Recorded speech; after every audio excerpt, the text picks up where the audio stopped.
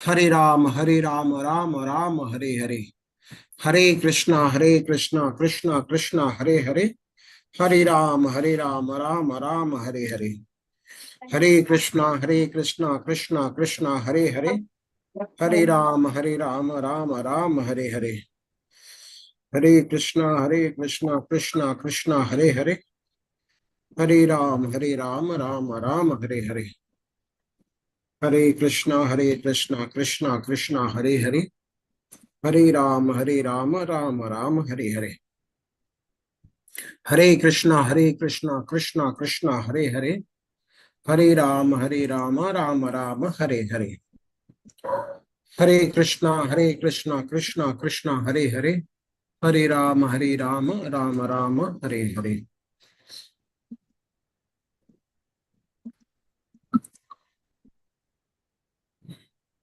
ये 50 यार।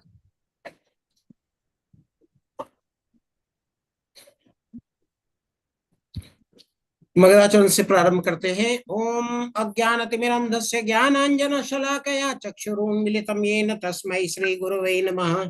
श्रीचैतन्यमनोभीष्टं स्थापितं येन भूतले स्वयं रूप कदा मह्यं ददाति स्वपदान्तिकं वन्देऽहं श्रीगुरु श्रीयुतपदकमलं श्रीगुरून् वैष्णवांश्च श्रीरूपं साग्रजातं सहगणरघुनाथान्वितं तं सजीवं साद्वैतं सावधूतं परिजनसहितं कृष्णचैतन्यदेवं श्री राधा कृष्ण पादान सहगण ललिता श्री विशाखान्वितांश्च हे कृष्ण करुणा सिंधु दीन बंधु जगतपते गोपेश गोपिका कांत राधा कांत नमस्तुते तप्त कांचन गौरांगी राधे वृंदावनेश्वरी वृषभानुसुते देवी प्रणमामि हरि प्रिये वाञ्छाकल्पतरुभ्यश्च कृपा सिन्धुभ्य एव च पतितानां पावनेभ्यो वैष्णवेभ्यो नमो नमः। जय श्री कृष्ण चैतन्य प्रभु नित्यानंद श्री अद्वैत गदाधर श्रीवासादि गौर भक्त वृंद। हरे कृष्णा कृष्णा कृष्णा हरे हरे। हरे राम राम राम हरे हरे। हरे कृष्णा कृष्ण कृष्णा हरे हरे। हरे राम राम राम हरे हरे। हरे कृष्णा कृष्णा कृष्णा हरे हरे। हरे राम राम राम हरे हरे। हरे कृष्णा। सभी का स्वागत है आज के सत्र में। तो कल चर्चा हुई थी अध्याय 1 की। तो अध्याय 1 में बात ये हुई थी कि जो पहला श्लोक है उसको याद करने का प्रयास करना है। तो किसने किसने याद किया है, कोई सुनाना चाहेगा? हैंड जी रेस कर प्रभु, मैं सकते। सुनाना चाहूंगी। जी जी जी माता जी, हैंड रेस करके एक एक करके सुनाएं। अच्छा ठीक है। जी बताएं, सुनाएं माता जी। अच्छा। धर्म क्षेत्रे कुरुक्षेत्रे समवेतायुत्सवः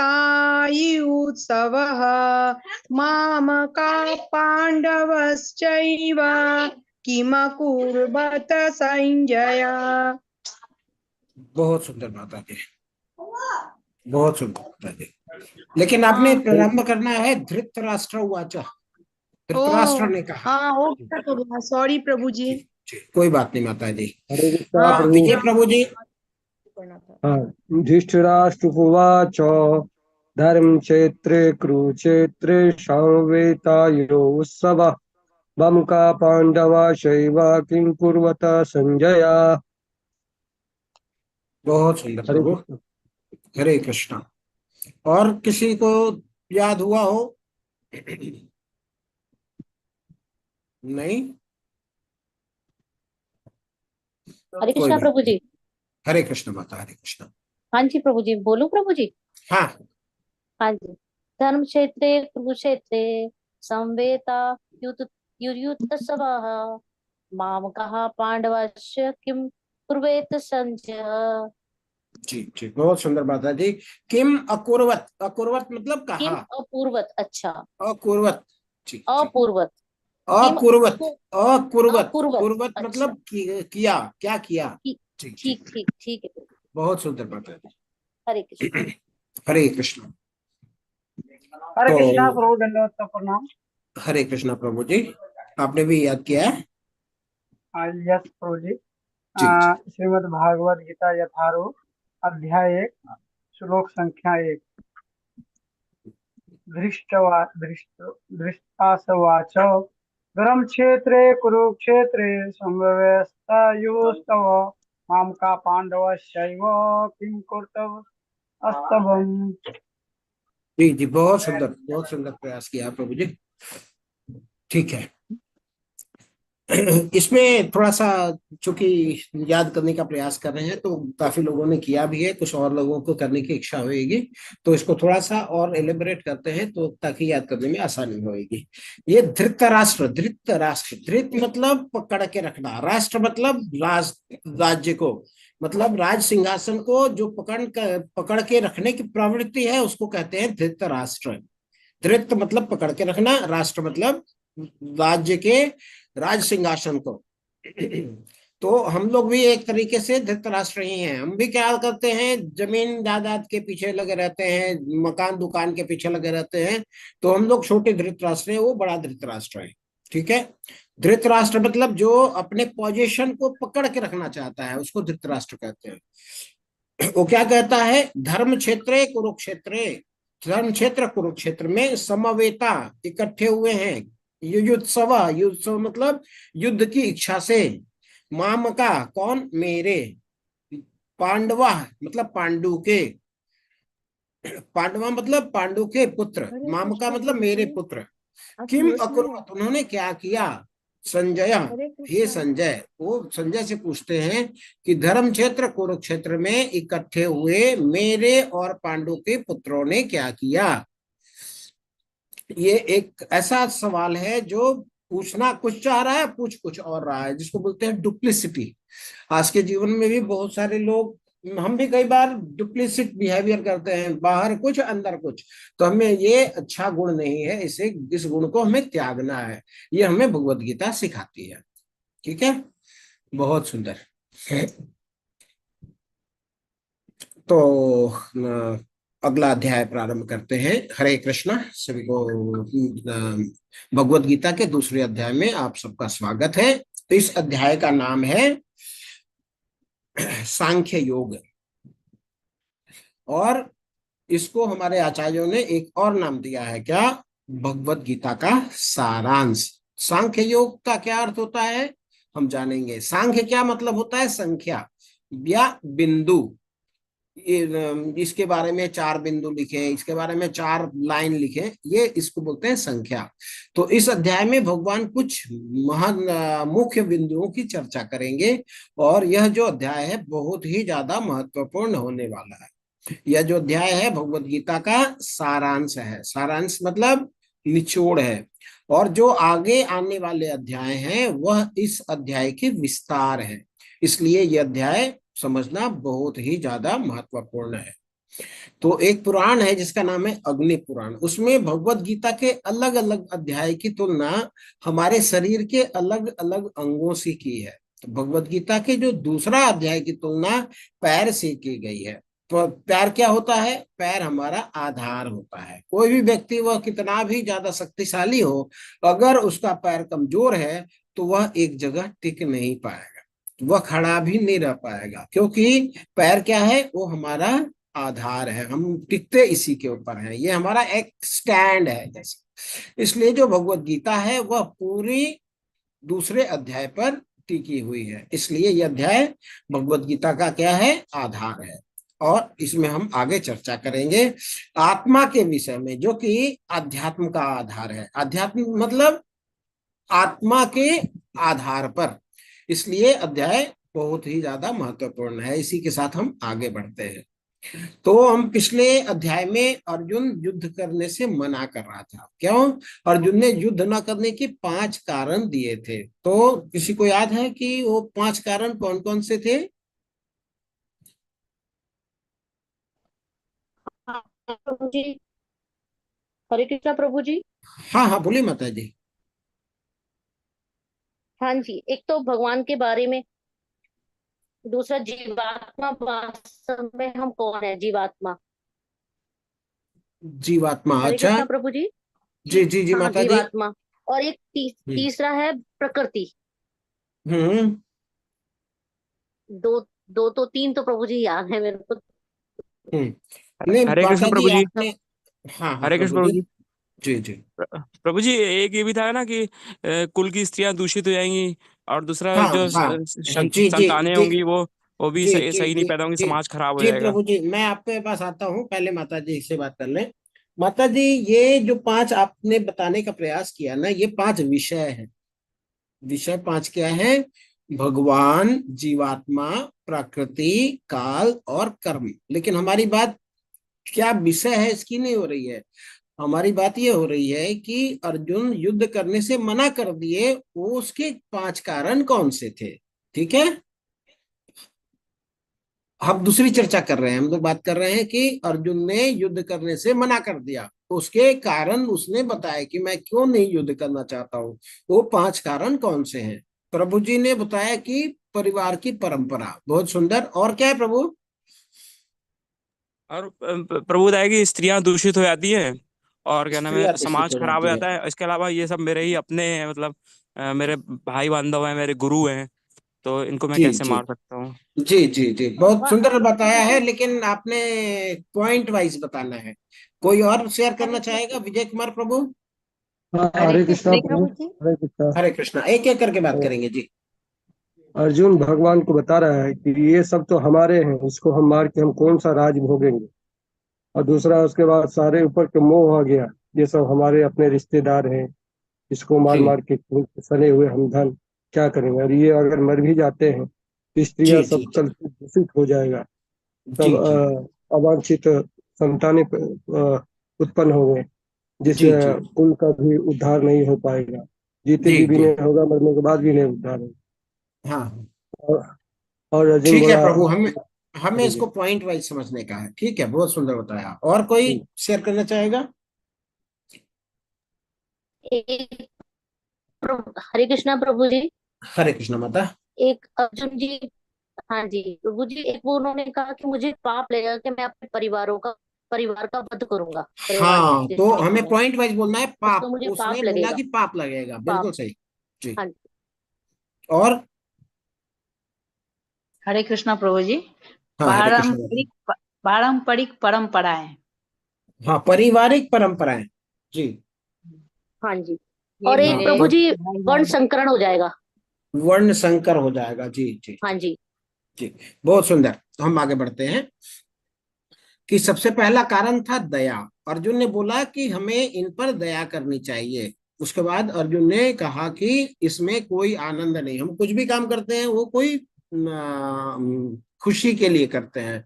तो अपने ही लोगों को मार करके मुझे क्या खुशी मिलेगी? तो बोलता है कि मैं युद्ध जिसके लिए कर रहा हूं, अगर मैं उसी को मार दूंगा तो मुझे उससे आनंद क्या मिलेगा? इसके बाद अर्जुन बोलता है कि इतने लोगों को मारने से क्या होगा? पाप लगेगा। फिर आगे बोलता है वो कि परिवार की परंपराएं नष्ट हो जाएंगी। तो पहला दया, दूसरा इसमें कोई आनंद नहीं, तीसरा पाप, चौथा परिवार की परंपरा नष्ट हो जाएगी, और अंत में अर्जुन असमंजस की स्थिति में आ गया और निर्णय नहीं कर पा रहा है कि क्या सही है और क्या गलत। तो हमारा दूसरा अध्याय प्रारंभ होता है कि इसके ये प्रश्नों से। तो आगे हम बढ़ते हैं। संजय उवाच, संजय कहते हैं, तम तथा कृपयाविष्टम् अश्रुपूर्णाकुलेक्षणं विषीदन्तम् इदं वाक्यम उवाच मधुसूदन। संजय ने कहा, करुणा से व्याप्त शोक युक्त अश्रुपूरित नेत्रों वाले अर्जुन को देखकर मधुसूदन कृष्ण ने ये शब्द कहे। ये कौन बोल रहा है? संजय जी क्या कह रहे हैं? संजय क्या बोल रहे हैं कि इस अर्जुन की जो हालत देखी है, वो देखने के बाद भगवान कृष्ण को क्या नाम से सूचित करता है? मधुसूदन कृष्ण, ये शब्द कहे। तो अब भगवान कुछ कहने वाले हैं। तो अभी संजय धृतराष्ट्र को बता रहे हैं कि भगवान कृष्ण जो हैं अर्जुन को संदेश देने वाले हैं, यानी अभी भगवत गीता का जो प्रवचन है वो प्रारंभ होने वाले हैं। किसके द्वारा? भगवान के द्वारा।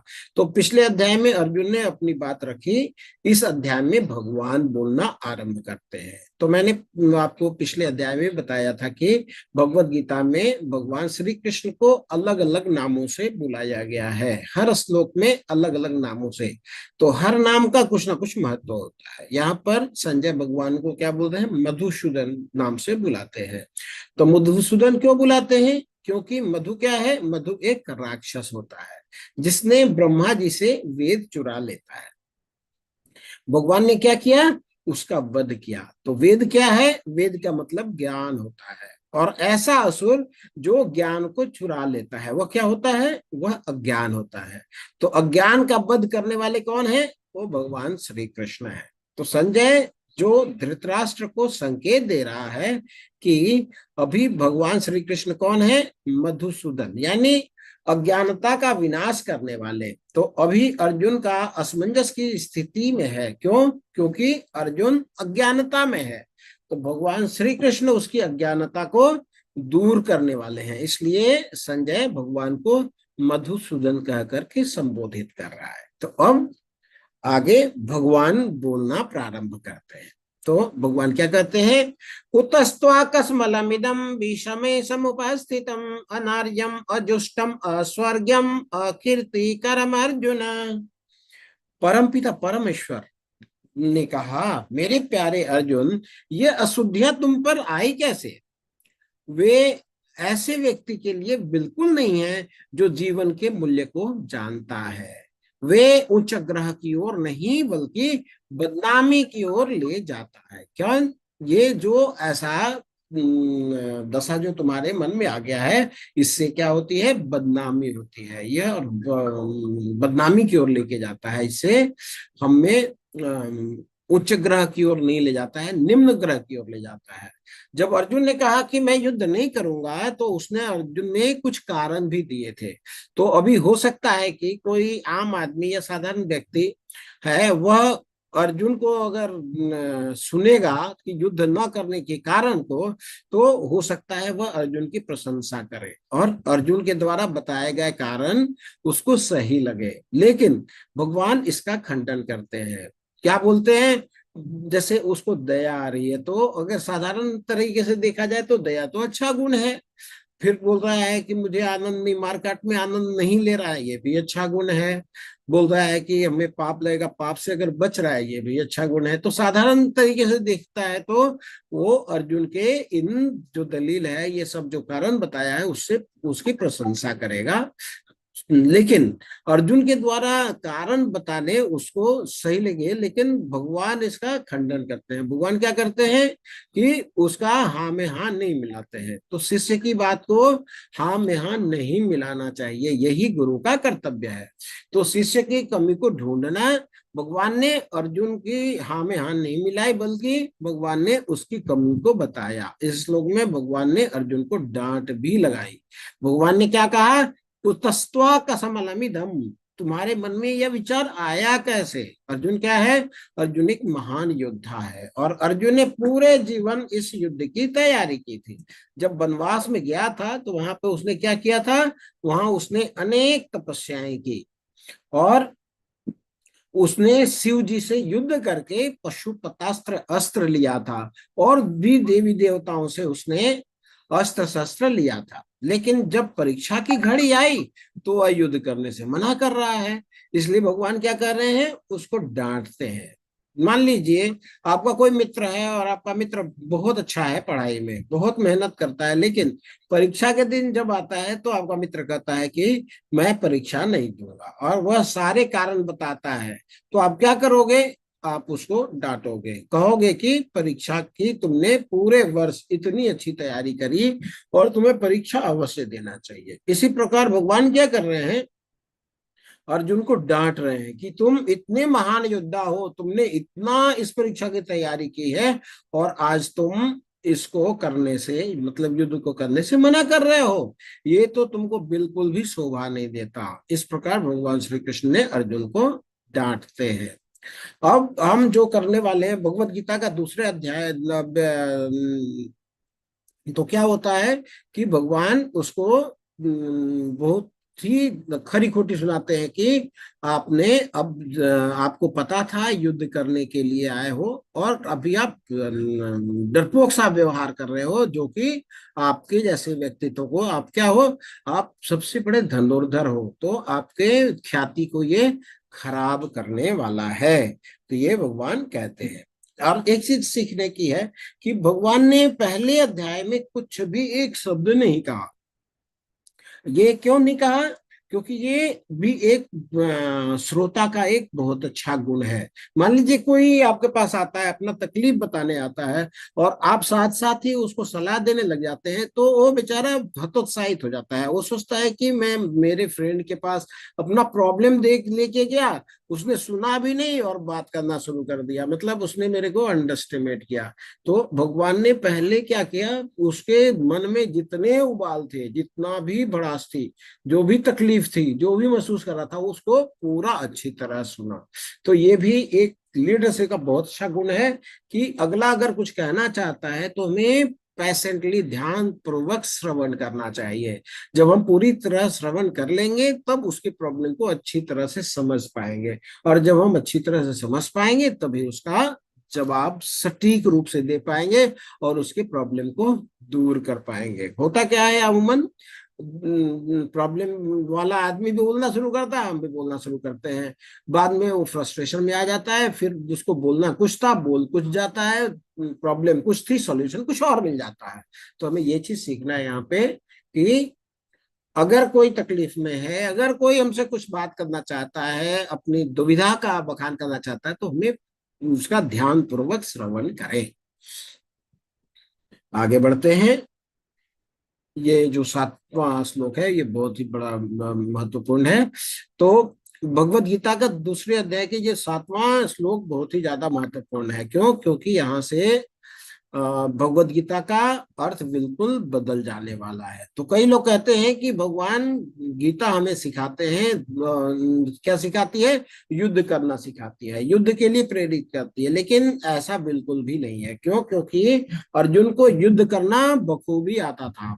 अर्जुन ने युद्ध करना की जो कौशल है वो द्रोणाचार्य से सीखी है, वो भगवान कृष्ण ने उसको युद्ध कौशल नहीं सिखाया है। तो इस श्लोक में अर्जुन भगवान से पूछता है कि हमारे जीवन का उद्देश्य क्या है, अगर हम कोई कार्य करें तो करें क्यों। इस श्लोक में अर्जुन अपने जीवन का उद्देश्य पूछता है, और पूरी भगवत गीता में भगवान इसी प्रश्न का उत्तर देते हैं। तो ये श्लोक क्या है, हम इसको आगे पढ़ते हैं। हरे कृष्णा। सब लोग अपने को म्यूट रखें प्लीज, डिस्टर्बेंस होती है ना। हाँ, तो भगवान क्या कहते हैं? कार्पण अर्जुन बोलता है ये, कार्पण्य दोषो उपहृत स्वभाव पृच्छामि त्वां धर्म सम्मूढ़ चेता यत् श्रेयसात् निश्चितं ब्रूहि तन्मे शिष्यस्ते हम साधिमं त्वां प्रपन्नम। हरे कृष्णा। अरविंद प्रभु जी। जी प्रभु जी। हाँ, कोई डिस्टर्बेंस तो नहीं प्रभु? आवाज आ रही है? आ रही है प्रभु जी, क्लियर। जी जी जी, ठीक है ठीक है ठीक है। हाँ, तो क्या बोलते हैं? अब मैं अपनी कृपण दुर्बलता के कारण अपना कर्तव्य भूल चुका हूँ और सारा धैर्य खो चुका हूँ। ऐसी अवस्था में मैं आपसे पूछ रहा हूँ कि जो मेरे लिए श्रेयस्कर हो उसे निश्चित रूप में बताएं। अब मैं आपका शिष्य हूँ और शरणागत हूँ, कृपया मुझे उपदेश दें। यहाँ पर एक सेकंड।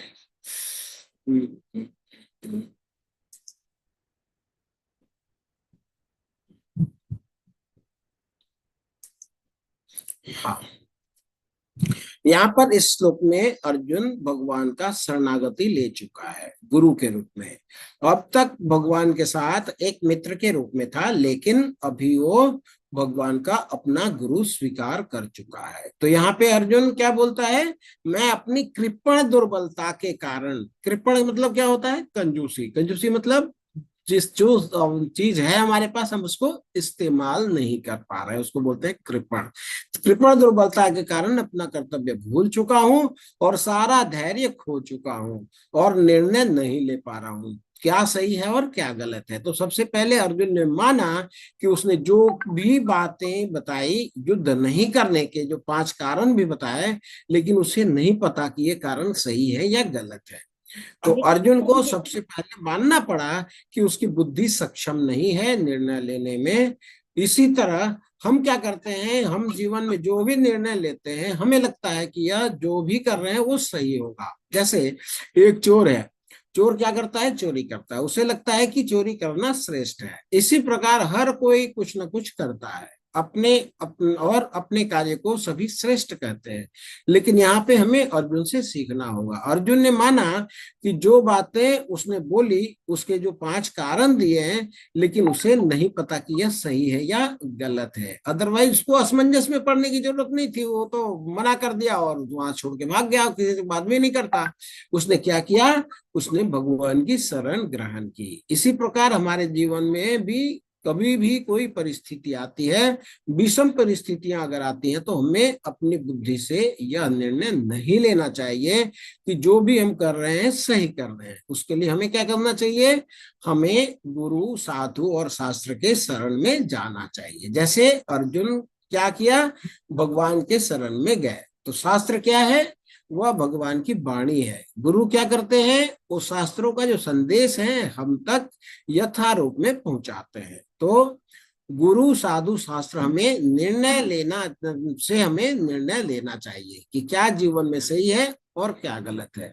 दूसरा, यहाँ पर अर्जुन एक और बात भगवान से बोले, क्या बोल रहे हैं, यत् श्रेयात निश्चितम ब्रूहि में, यानी जो मेरे लिए श्रेयस्कर हो आप मुझे बताइए। तो हमने कल भी चर्चा करी थी, जीवन में 2 चीज होती है, एक होता है श्रेयस और दूसरा होता है प्रेयस। यहाँ पर अर्जुन यह नहीं बोल रहा है कि भगवान मुझे आप प्रेयस बताएं, बल्कि क्या बोल रहा है, मेरे लिए श्रेयस हो वह मुझे बताइए।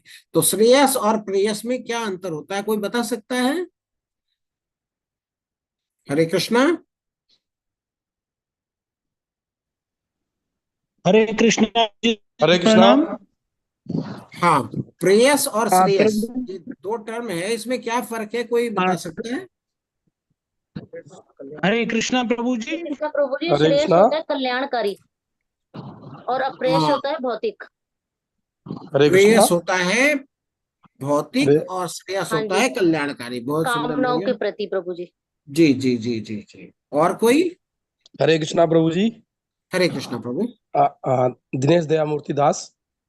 जी एक तो मुझे जो अच्छा लगता है जी। और एक जो मेरे लिए अच्छा है। हरि बोल, बहुत सुंदर बहुत सुंदर। हरे कृष्णा। एक जो हमें अच्छा लगता है और एक जो हमारे लिए श्रेष्ठ है, बहुत सुंदर। और कोई उदाहरण के साथ समझाना चाहे? हरे कृष्ण प्रभु जी। हरे कृष्णा प्रभु। हरे कृष्ण प्रभु जी, बोलूं मैं? हाँ हाँ बिल्कुल। जैसे कोई माँ है, वो अपने बच्चे के लिए जानती है कि क्या उसके लिए अच्छा फूड होता है, मतलब तो जी जी जैसे कि बच्चे को ना पिज्ज़ा अच्छा लगता है, जी। तो ना वो उसको प्रेयस्कर होता है, लेकिन माँ जानती है कि इसके लिए दाल रोटी श्रेयस्कर है, मतलब तो इस तरह से। हरि बोल, हरि बोल, बहुत सुंदर बहुत सुंदर।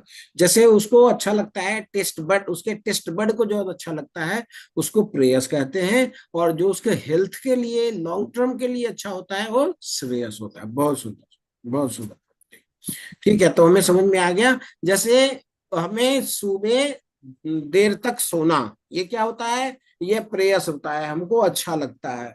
लेकिन हम सुबह उठ करके अगर हम मंगल आरती करते हैं वो श्रेयस होता है, वो लॉन्ग टर्म के लिए अच्छा होता है, वो हमारे सेहत के लिए भी अच्छा होता है, हमारे स्पिरिचुअल अपलिफ्टमेंट के लिए भी अच्छा होता है, और हमारा जो आत्मा का भी पोषण होता है, मन हमारा शांत रहता है, और हर तरीके से इसको अच्छा अच्छा ही होता है।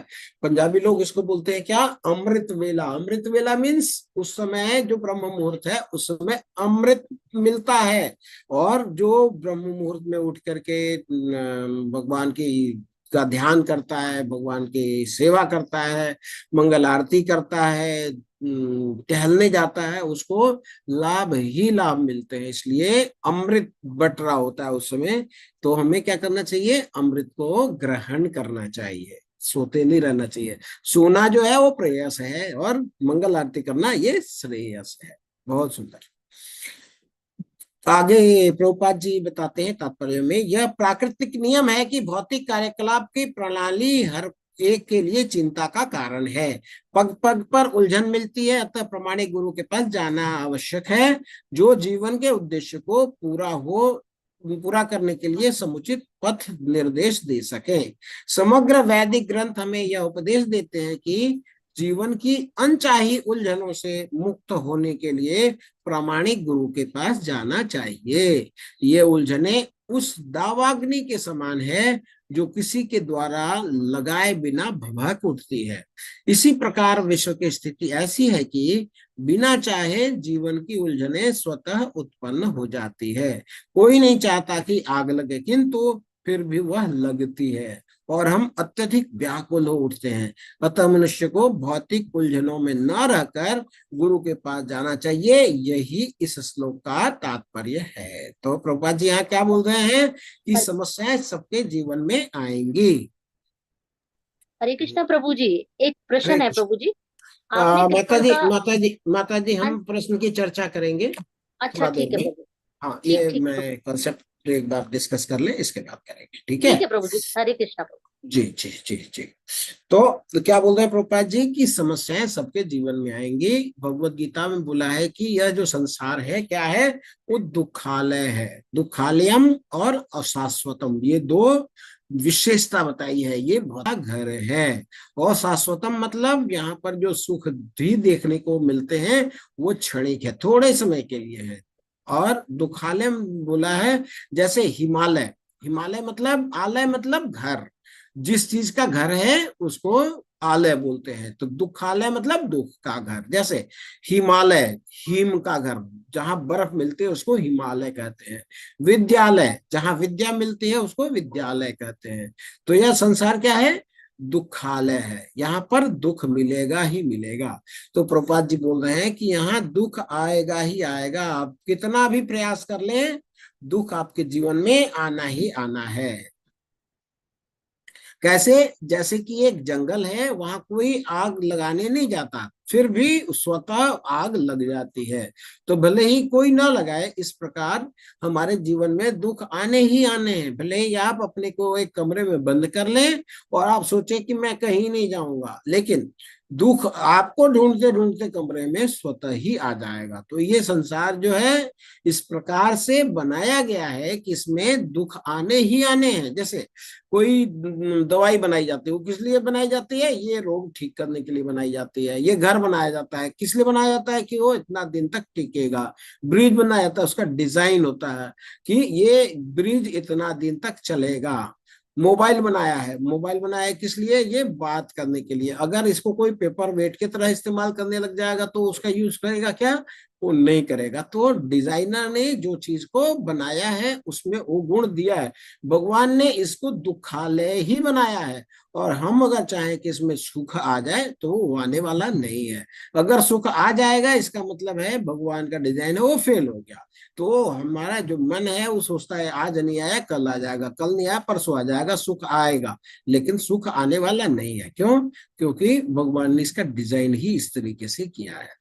तो उसी स्थिति में हमें क्या करना है कि अर्जुन ने जो किया है, हमें अपनी बुद्धि से निर्णय नहीं लेना चाहिए। हमें क्या करना चाहिए, जैसे अर्जुन ने किया है कि भगवान को गुरु बनाया, उनके शरण में किया, वैसे ही हमें क्या करना चाहिए, गुरु साधु और शास्त्र के शरण में जाकर हमें पता करना चाहिए कि हमारे लिए श्रेयस्कर क्या है। यही हमें सीखने को मिलता है कि कठिन समय सबके जीवन में आती है, ऐसा कोई भी नहीं है जिसके जीवन में कठिन समय ना आए।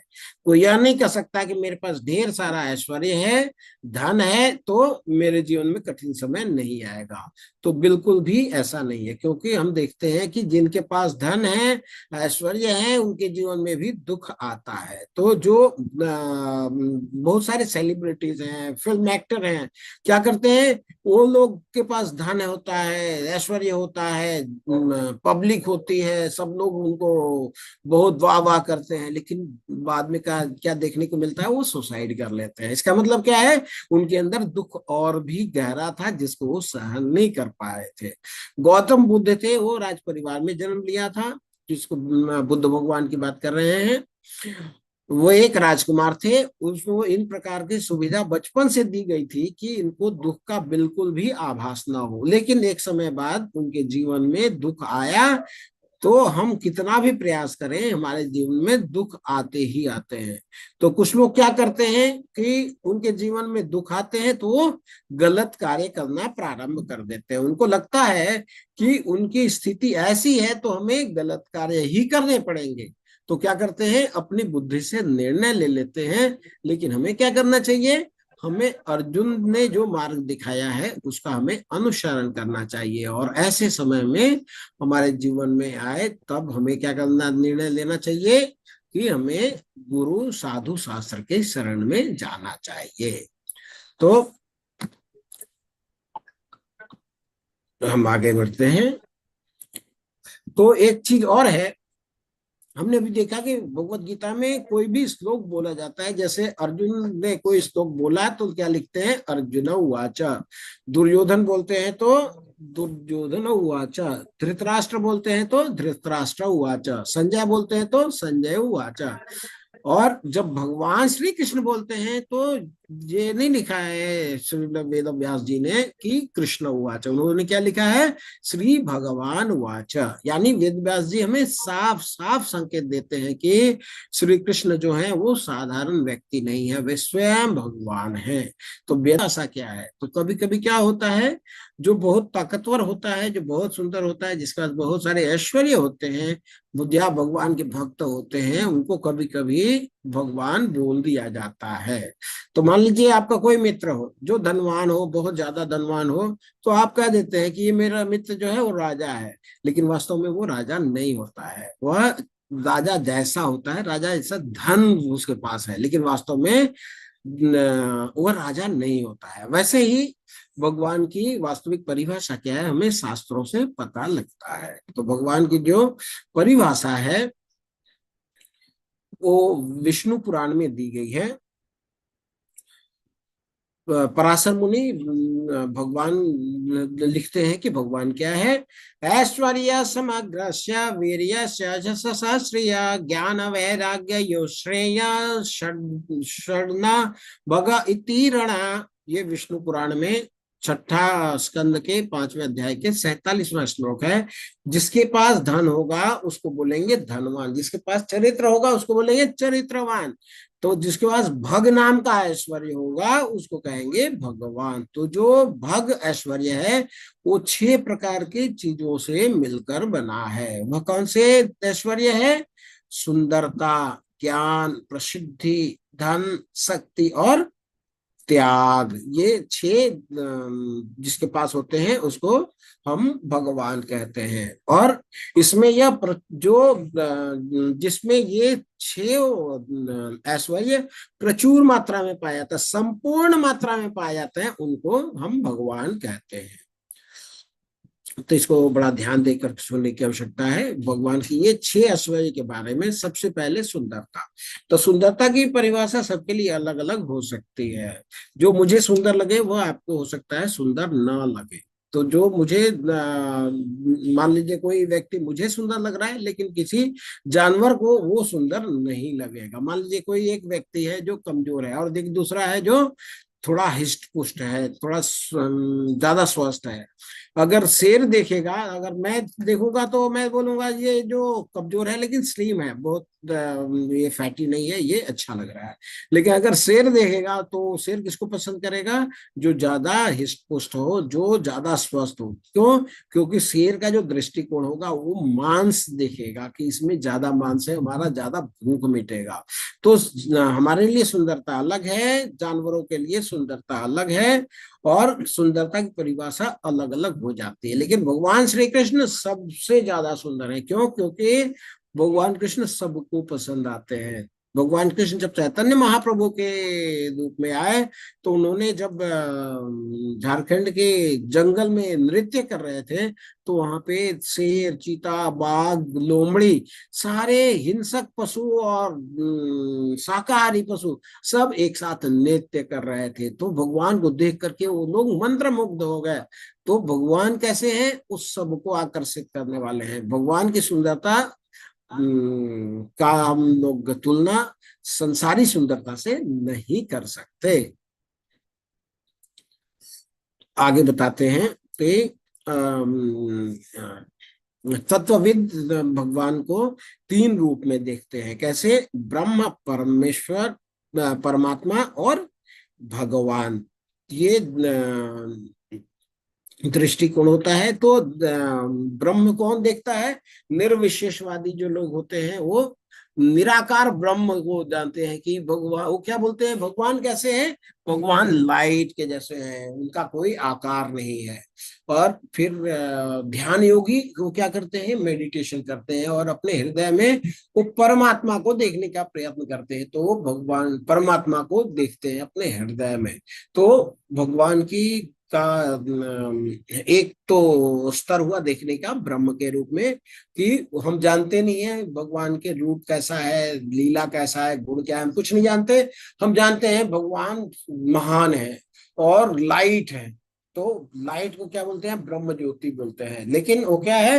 वो भगवान के जो छटा है, भगवान का जो सौंदर्य है, शरीर है, उसका जो प्रकाश है, इफल्जेंस है, उसको बोलते हैं ब्रह्म ज्योति। दूसरा परमात्मा, जो ध्यान योगी हैं वो हृदय में परमात्मा स्वरूप में देखते हैं। परमात्मा क्या करते हैं? उपदृष्टा और अनुमंता, वो देखते हैं, वो साक्षी होते हैं कि हम क्या कर्म कर रहे हैं। तो वो परमात्मा स्वरूप होता है। और तीसरा स्वरूप होता है भगवान का। ब्रह्म भगवान का स्वरूप कैसा होता है? भगवान का आकार होता है, भगवान का व्यवहार होता है, भगवान के कुछ गुण होते हैं, भगवान का धाम होता है, भगवान का लीला होता है, भगवान के जन समुदाय होता है, भक्त लोग होते हैं। तो भगवान जो है वो तत्वविद के हिसाब से वो कंप्लीट इंफॉर्मेशन है, कंप्लीट है। तो जैसे ये भगवान है, भगवान कृष्ण है, उनके साथ हम क्या कर सकते हैं? उनके साथ हम आदान प्रदान कर सकते हैं। जब हम किसी के साथ आदान प्रदान करते हैं तो हमारा जो रिलेशनशिप है बहुत ज्यादा टिकने वाला है। हम उनके साथ जीवन भर कुछ ना कुछ सेवा में लगा सकते हैं। अब कोई बोले कि लाइट के साथ रह लो, लाइट के साथ क्या रहेगा, लाइट के साथ क्या बातचीत करेगा, लाइट के साथ क्या आदान प्रदान करेगा?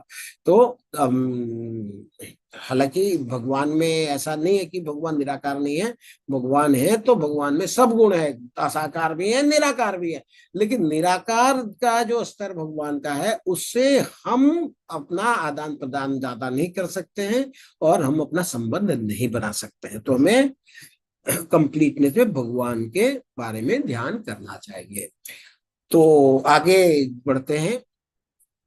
देहिनो अस्मिन् यथा देहे कौमारम यौवनम जरा तथा देहांतर प्राप्ति धीरस्तत्र न मुह्यति। जिस प्रकार शरीरधारी आत्मा इस शरीर में बाल्यावस्था से तरुणावस्था में और फिर वृद्धावस्था में निरंतर अग्रसर होता है, उसी प्रकार मृत्यु होने पर आत्मा दूसरे शरीर में चला जाता है। धीर व्यक्ति ऐसे परिवर्तन से मोहग्रस्त नहीं होते। तो प्रश्न पहला था कि दया आ रही है उसको किसके ऊपर में? अपने परिवारिक जनों के ऊपर में दया आ रही। भगवान क्या बोल रहे हैं कि कि दया करना अच्छी बात है, लेकिन दया किसके ऊपर करनी चाहिए? मान लीजिए कोई व्यक्ति डूब रहा हो, प्रभुपाद जी तात्पर्य में लिखते हैं कि कोई व्यक्ति अगर नदी में डूब रहा हो तो कोई जाकर के उसका टोपी बचा के लेके आ जाता है, ये अच्छी बात है? या व्यक्ति जो डूब रहा था उसको बचा कर ले आना चाहिए तो उसको वो अच्छा था? तो भगवान यहाँ कह रहे हैं कि दया तो करना चाहिए, लेकिन दया आत्मा के ऊपर करना चाहिए, शरीर के ऊपर नहीं करना चाहिए। जैसे बचाना आदमी को चाहिए, आदमी का टोपी बचाना नहीं चाहिए। तो भगवान ये कह रहे हैं कि दया अच्छा गुण है, लेकिन अगर वो आत्मा के स्तर पर किया गया तो अच्छा गुण है। आप तो शरीर के स्तर पे दया की बात कर रहे हो, वो अच्छा गुण नहीं है। तो 11 से 30 में भगवान क्या बोल रहे हैं कि दया आपको आत्मा पर करनी चाहिए, शरीर पर नहीं करनी चाहिए। मान लीजिए आपके पास एक पिंजरा है, पिंजरा में एक तोता है। अब पिंजरा को आप कितना अच्छा पॉलिश करके चमका कर के रखें, उससे तोता को कुछ नहीं मिलने वाला है। तोता को तो चावल देंगे, रोटी देंगे, तब बेचारा वो खाएगा। वो पॉलिशिंग करने से थोड़ी तोता का कुछ होने वाला है। तो तोता का खाना अलग है, पिंजरा का पॉलिशिंग का तरीका अलग है। अगर हम सिर्फ शरीर को ही सजाते रहे, अगर आत्मा के बारे में नहीं सोचा, तो फिर आत्मा हमारा दुर्बल हो जाएगा। तो ये आत्मा का ज्ञान लेने से क्या होगा? आत्मा का ज्ञान लेने से हम आत्मा को भी पोषण देंगे। जैसे पक्षी जो पिंजरा में है उसको अगर पोषण देंगे तो पिंजरा और पक्षी दोनों ही स्वस्थ रहेंगे। तो आगे बताते हैं कि कैसे समझे हम आत्मा और शरीर में फर्क। तो बताते हैं, वासांस जीर्णानि यथा विहाय नवानि गृह्णाति नरोपराणि तथा शरीराणि विहाय जीर्णान्यानि संयाति नवानि देहि।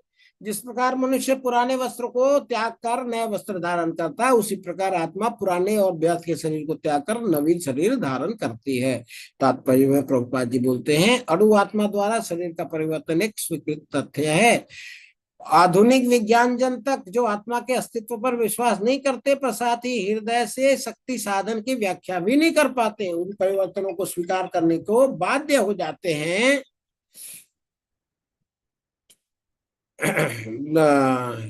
क्षमा करें, बाध्य हो जाते हैं, जो बाल्यकाल से कौमारावस्था और फिर तरुणावस्था तब वृद्धावस्था में होते रहते हैं। वृद्धावस्था से यही परिवर्तन दूसरे शरीर में हस्तांतरित हो जाते हैं। तो जैसे हम कपड़ा पहनते हैं, कपड़ा गंदा हो जाता है, दूसरा पहन लेते हैं।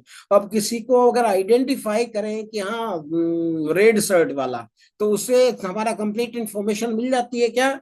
वो फटाफट दूसरा वो ब्लैक शर्ट पहन लेगा, फिर आप क्या कैसे उसको आइडेंटिफाई कर पाएंगे? तो उसी प्रकार ये जो हमारा आत्मा है अभी मनुष्य शरीर में है, थोड़ा देर बाद थोड़े अगले जन्म में ये कुत्ते के रूप में होगा, कोई सुअर के रूप में होगा, या कुछ और रूप में होगा। तो हमें किसका वेटेज देना चाहिए? हमें मेन जो सब्सटेंस है वो कौन है? आत्मा है, उसको वेटेज देना चाहिए। जैसे कोई व्यक्ति अगर जिसकी मृत्यु हो जाती है तो लोग क्या कहते हैं? वो चले गए। वो चले गया, कौन चला गया? जिससे आपने अभी तक संबंध रखा था, शरीर का संबंध रखा था, वो तो यहीं पे है। तो चला कौन गया? चला गया वो जो इसको धारण करता था, इस शरीर को धारण करने वाला चला गया। तो शरीर का अब कोई मेल नहीं रह जाता है। जैसे और मान लीजिए किसी की मृत्यु हो जाती है, आप कितने भी मेडिकल साइंस लगा लें, उसको वापस नहीं ला सकते। तो मेन जो सब्सटेंस था उसके ऊपर दया करनी चाहिए। ये भगवान ये यहाँ बताते हैं। और भगवान बताते हैं आत्मा का गुण क्या है। आत्मा गुण है, नैनम छिद्दन्ति शस्त्राणि नैनम दहति पावका न चैनम क्लेदयन्ति आपो न शोषयति मारुता। आत्मा को क्या करते हैं कि इसको न कभी शस्त्र द्वारा खंड खंड किया जाता है, न इसको काटा जा सकता है, न अग्नि से जलाया जा सकता है, न जल द्वारा भिगाया जा सकता है, और न वायु द्वारा सुखाया जा सकता है। ये सब क्या है? आत्मा के गुण है। फिर दूसरा प्रश्न है, दूसरा प्रश्न क्या था? इसमें हमें कोई आनंद नहीं मिलेगा। तो भगवान क्या बताते हैं कि युद्ध नहीं करोगे तो तकलीफ होएगी। अवांछंस वादांश बहुन्यं दिष्टन्ति तवाहिता निन्नस्तत्व समर्थो रस ततो दुःखतरम नु किम। तुम्हारे शत्रु अनेक प्रकार के कटु शब्दों से तुम्हारा वर्णन करेंगे और तुम्हारी सामर्थ्य का उपहास करेंगे। तुम्हारे लिए इससे दुखदायी और क्या हो सकता है। भगवान क्या बोल रहे हैं कि जिसको ऊपर तुम दया कर रहे हो ना, कि ये तो हमारे दोस्त हैं, ये तो हमारे चाचा हैं, हमारे ताऊ हैं, वो चाचा ताऊ ये नहीं कहने वाले कि तुम्हारी करुणा हो गई थी और तुमने हमें छोड़ दिया, क्योंकि सर्वश्रेष्ठ धनुर्धर तो तुम ही थे, सबको जीतने की सामर्थ्य तुम में थी, लेकिन तुमने युद्ध छोड़ा। तो वो लोग बोलेंगे कि ये डर गया था, और वो कटु शब्द बोलेंगे और उससे तुम्हारा उपहास करेंगे। तो तुम क्या हो, क्षत्रिय हो। क्षत्रिय कोई अगर चैलेंज करे या कोई उपहास करे वो बर्दाश्त नहीं कर सकता है। तो भगवान क्या कह रहे हैं कि तुम आनंद की बात सोच रहे हो, तुमको जीना मुश्किल हो जाएगा, ऐसे ऐसे लोग तुम्हारे बारे में कटाक्ष करेंगे। तो तुमको युद्ध करोगे तो तुमको लाभ है, आनंद है, नहीं करोगे तो तुम्हारा जीना भी दुभर हो जाएगा। भगवान ये उसको बता रहे हैं। भगवान क्या कह रहे हैं, हतो वा प्राप्स्यसे स्वर्गम जित्वा वा भुक्षसे महिम तद उत्तिष्ठ कौन्तेय युद्धाय कृत निश्चय। हे कुंती पुत्र, तुम यदि युद्ध में मारे जाओगे तो स्वर्ग प्राप्त करोगे, या तुम जीत जाओगे तो पृथ्वी के साम्राज्य का भोग करोगे। अतः दृढ़ संकल्प करके युद्ध करो। क्या बोल रहे हैं कि युद्ध क्या करना है, क्षत्रिय का धर्म क्या है, युद्ध करना। युद्ध क्यों कर रहे हो, धर्म की स्थापना करने के लिए कर रहे हो। तो धर्म स्थापना होगा और युद्ध कर रहे हो, उसमें हो सकता है तुम मर जाओ या तुम जीत जाओ, दो ही ऑप्शन है, तीसरा तो कोई ऑप्शन है नहीं। तो अगर तुम्हारी मृत्यु हो जाती है तो तुम स्वर्ग को प्राप्त हो जाओगे। स्वर्ग में क्या है, सुख ही सुख है, वहां पे दुख नहीं होता है। और मान लो तुम्हारी मृत्यु नहीं होती, तुम जीत जाते हो, तो पूरे पृथ्वी का तुम राजा बन जाओगे, तो भी तुम्हें सुखी सुखी है। तो क्या बोलते हैं, अर्जुन क्या बोलता था, मुझे इससे क्या लाभ है। भगवान क्या बोल रहे हैं, इसमें तुम्हारा लाभ ही लाभ है। अगर तुम युद्ध नहीं करोगे तो तुम अपमानित होकर के खुदकुशी भी नहीं कर पाओगे, इतनी तकलीफ होगी। और युद्ध करोगे तो जीतने में भी लाभ है और हारने में भी लाभ है। आगे बोलता है कि पाप लगेगा। भगवान क्या बोलते हैं, नेहाभिक्रम नाशोस्ते प्रत्यवायो न विद्यते स्वल्पम अपि अस्य धर्मस्य त्रायते महतो भयात्। इस प्रयास में न तो हानि होती है और न ह्रास, अपितु इस पथ में की गई अल्प प्रगति भी महान भय से रक्षा करती है। तो जब आप भगवान के लिए कार्य करते हैं, जब आप आध्यात्मिक कार्य करते हैं, जब आप भक्ति करते हैं, तो उसमें नुकसान का या पाप का कोई बात नहीं रह जाता है। जैसे हनुमान जी ने क्या किया, लंका को जला दिया। अब किसी के घर को जलाना ये अच्छी बात है, बुरी बात है, कोई बताएगा।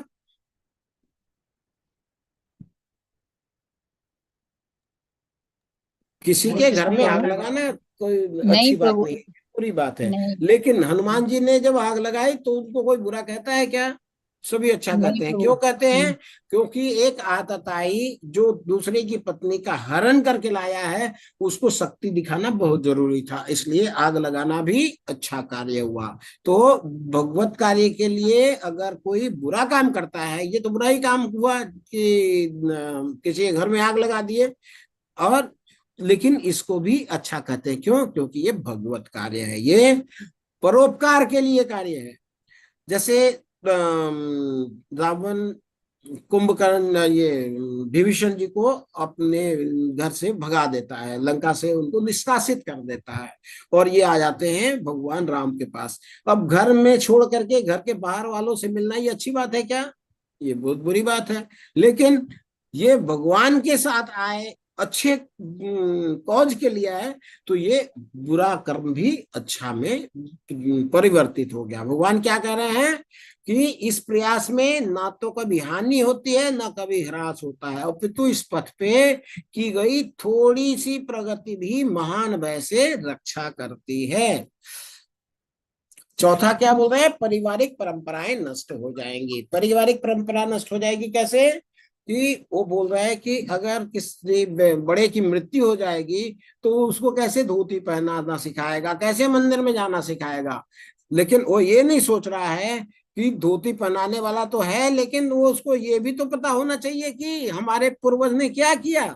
अब अर्जुन मान लीजिए कि युद्ध छोड़ देता है, तो लोग क्या कहेंगे जो डर लगेगा वो बोलेंगे कि हाँ अर्जुन ने भी तो युद्ध का निष्कासन किया था, मैं भी कर लेता हूँ।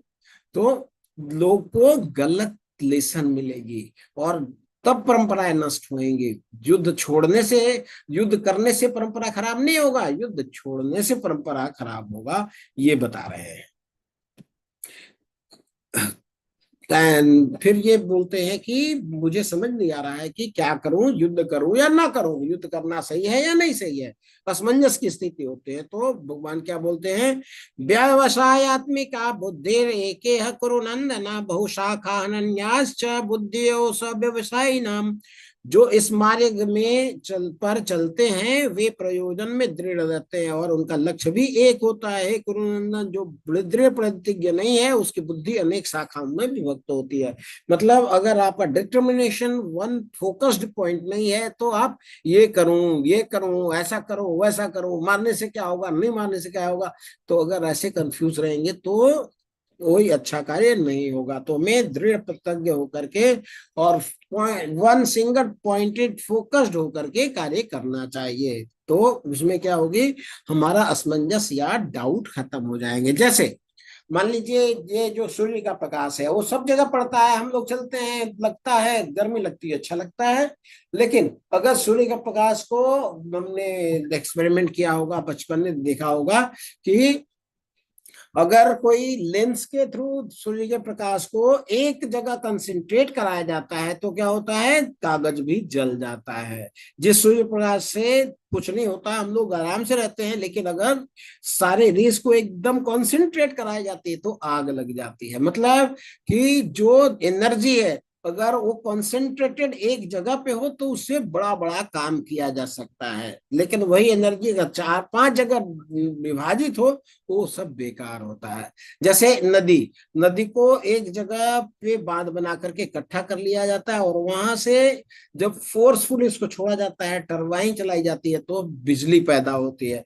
और वही पानी 4 जगह चैनल में डाल दीजिए तो बहता रहेगा, कोई काम का नहीं होगा। तो बोलते हैं कि focused energy is most useful energy.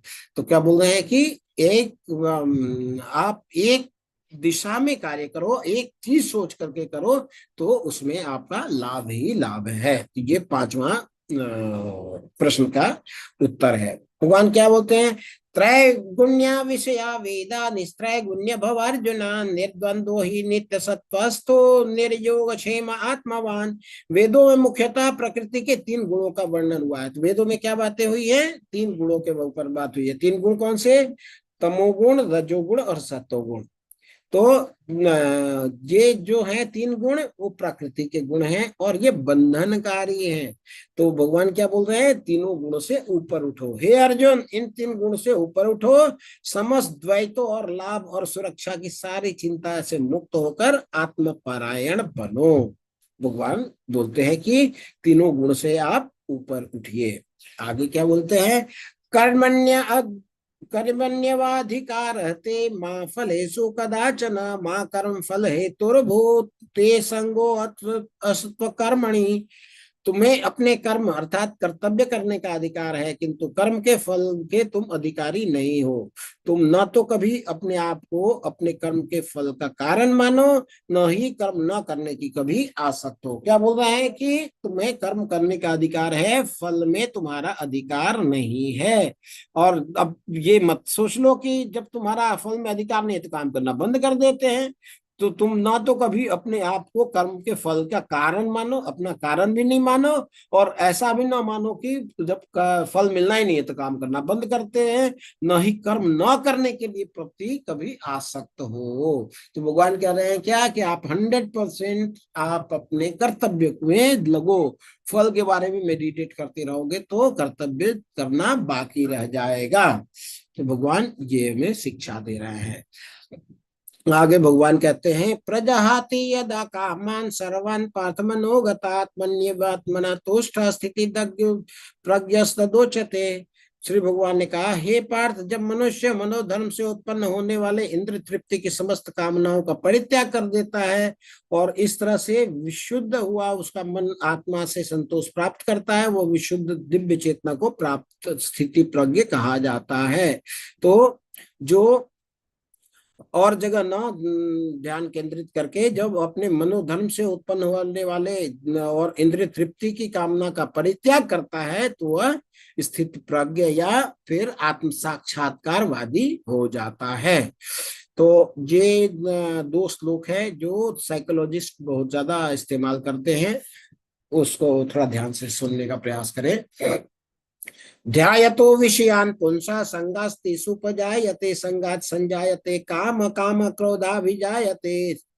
क्या बोलते हैं, इंद्रिय विषय का चिंतन करते हुए मनुष्य को उसमें आसक्ति उत्पन्न हो जाती है और ऐसी आसक्ति से काम उत्पन्न होता है, फिर काम से क्रोध उत्पन्न होता है। आगे बोलते हैं क्रोधात भवति सम्मोहा सम्मोहात स्मृति विभ्रमा स्मृति भ्रंशात बुद्धिनाशो बुद्धिनाशात प्रणश्यति। क्रोध से पूर्ण भ्रम उत्पन्न होता है और भ्रम से स्मृति आती है, जब स्मृति हतप्रभ होती है तो बुद्धि खो जाती है और जब बुद्धि खो जाती है तो भौतिक पुल में फिर से गिर जाता है। जैसे हम कुछ देखते हैं बाहर में देखते हैं एक बहुत सुंदर सी कार देखते हैं, तो वो कार नहीं देखना हमारे बस में नहीं है। हम नहीं कह सकते किसी को कि भाई कार देख करके मेरे को लालच होती है, आप अपना कार मेरे सामने मत रखिए ना, ऐसा नहीं कर सकते। कार तो आएगी, एक से एक बड़ी कार आएगी, अब से बड़ी बड़ी बिल्डिंग्स आएंगे, एक सुंदर से सुंदर नारी आएगी, सब कुछ आएगा। तो ये जो बाहर की प्रकृति है उसको हम कुछ नहीं कर सकते, लेकिन अब हमने जो चीज देखा है उसके मन में ध्यान करना अगर करेंगे तो फिर खराब हो जाएगा। क्या बोलते हैं, ध्यायस्तु विषयान पुंसा। अगर कोई विषय का ध्यान हम मेडिटेट करते हैं तो क्या होता है कि संग करने की इच्छा होती है, फिर हमको लेने की इच्छा होती है, प्राप्त करने की इच्छा होती है। और जब बहुत सारे ऐसी चीज है कि हम सारे चीज तो प्राप्त कर नहीं सकते। जैसे पुराने सिनेमा में डायलॉग होता था, जय में जहां हाथ रख देता हूँ उसी हमारी हो जाती है। ये कौन बोलता था, ये विलेन बोलते थे, ये कोई हीरो तो बोलता नहीं था। तो जब आप अच्छी तरह से मतलब अच्छी तरह से नियम का पालन करते हुए काम करेंगे, कमाई करेंगे, तो आपको इतना धन नहीं होगा कि जो कुछ देखे उसी को हम खरीद लिए। लेकिन अगर हम ध्यान करते हैं उसी वस्तु में तो क्या होता है, हमको प्राप्त करने की लालसा उत्पन्न हो जाती है। मतलब उसका संग करना, संग मतलब वो प्राप्त करने की।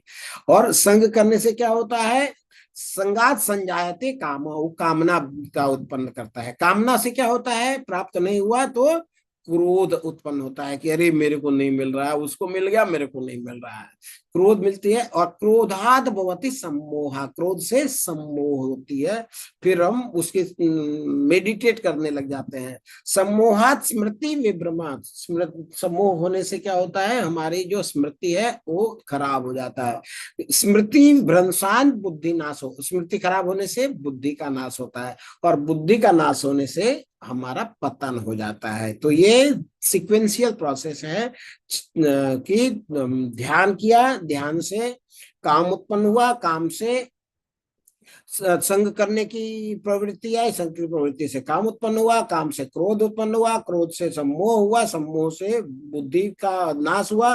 अब बुद्धि का नाश होने से स्मृति का नाश हुआ, स्मृति का नाश होने से बुद्धि खराब हुई और बुद्धि खराब होने से हमारा पतन हो गया। तो ये साइकोलॉजिस्ट भी बहुत यूज करते हैं और बहुत ध्यान देने की आवश्यकता है। तो हमारा बस बाहर की विषय को कंट्रोल करने की नहीं है, लेकिन हमको क्या ध्यान करना है क्या नहीं ध्यान करना है ये हमारे बस की बात है। तो अगर हम अपने ध्यान को कंट्रोल में रखते हैं तो हमारा पतन होने से हम बच जाते हैं। प्रभुपाद जी के कुछ शब्द हैं उन सुन लेते हैं। तो समय हो चुका है। मनुष्य कृष्ण भावनामृत या दिव्य जीवन को एक क्षण में प्राप्त कर सकता है और हो सकता है उसे लाखों जन्म के बाद भी न प्राप्त हो। जैसे कृष्ण भावनामृत में आकर के हम जब आत्मा के बारे में सुनते हैं, भगवद गीता को समझते हैं, तो हम आत्मा के लेवल में जब काम करने लगते हैं तो आत्मा का पोषण होने लग जाता है। हम क्या करते हैं, हम सफाई करते हैं। सफाई कैसे करते हैं कि हम टूथब्रश से दांत साफ करते हैं, फेस साफ करने के लिए अलग कुछ होता है, बाल साफ करने के लिए अलग कुछ होता है, बॉडी वॉश होता है, शरीर साफ करने के लिए। ऐसे ऐसे हम शरीर के लिए तो बहुत सारे क्लीनिंग एजेंट को यूज करते हैं, लेकिन आत्मा के बारे में कुछ नहीं सोचते हैं। जब हम अध्यात्म को जान लेंगे, जब हम भगवत गीता को समझ लेंगे, तो हम आत्मा को पोषण की भी प्रक्रिया करेंगे, तो हमारा आत्मा का उत्थान होएगा। अभी क्या हो रहा है, हम शरीर के उत्थान के बारे में सोचते हैं। तो आत्मा के बारे में जानने से क्या लाभ होगा कि हम आत्मा के उत्थान के बारे में शुरू करेंगे जानना। फिर हम भगवान के नाम का जप शुरू करेंगे, फिर हम रेगुलेटिव नियम का पालन करना शुरू करेंगे। तब हम धीरे धीरे भक्ति करने लगेंगे, और जब हम भक्ति करने लगेंगे तो हमारे आत्मा का उत्थान होने लगेगा। तो प्रभुपाद जी क्या बोल रहे हैं, मनुष्य कृष्ण भावनामृत या दिव्य जीवन को एक क्षण में प्राप्त कर सकता है, और हो सकता है उसे लाखों जन्म के बाद भी प्राप्त ना हो। तो ऐसा नहीं है कि कोई टाइम बाउंड प्रोग्राम है, एक सप्ताह में हो जाएगा, 18 दिन में हो जाएगा। अगर दृढ़ता रहेगी तो एक क्षण में होगा, अदरवाइज दृढ़ता अगर नहीं रहेगी तो लाखों लाख जन्म में भी नहीं होने वाला है। यह तो सत्य समझने की और स्वीकार करने की बात है।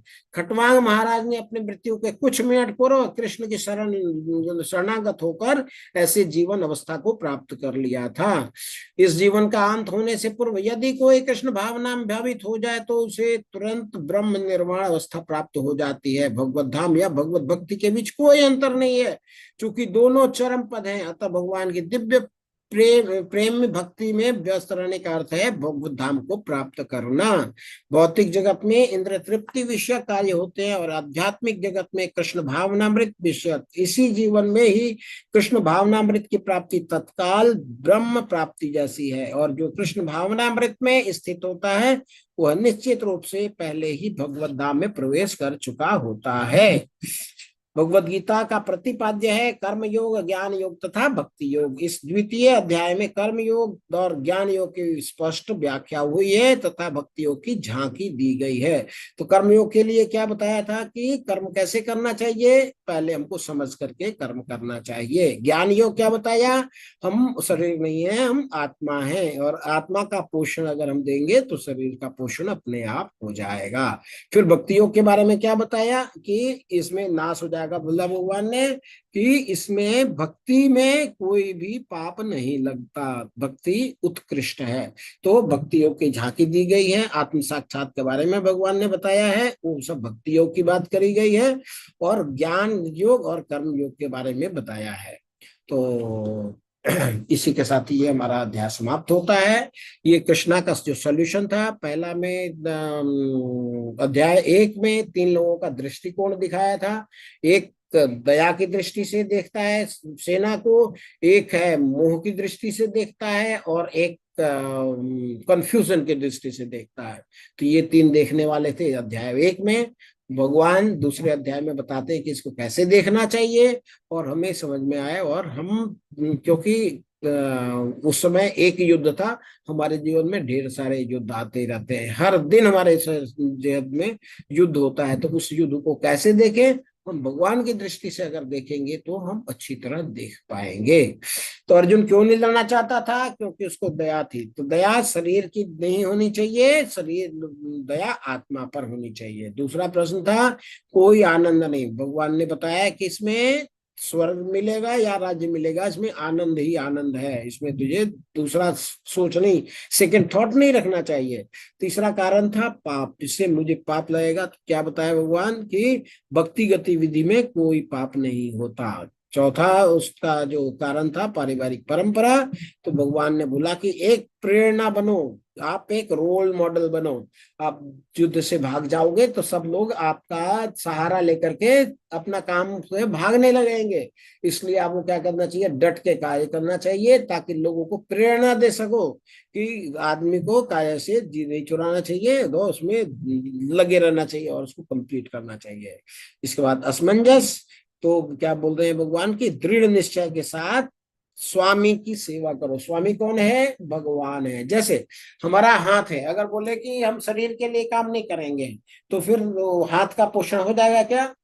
अगर हाथ सोचे कि मैं तो इतना बोझ उठाता हूँ, मैं तो इतना काम करता हूँ, और क्या लाता हूँ, खाना लाता हूँ, खाना तो मुंह खा लेता है और पेट में चला जाता है, हाथ को क्या मिला?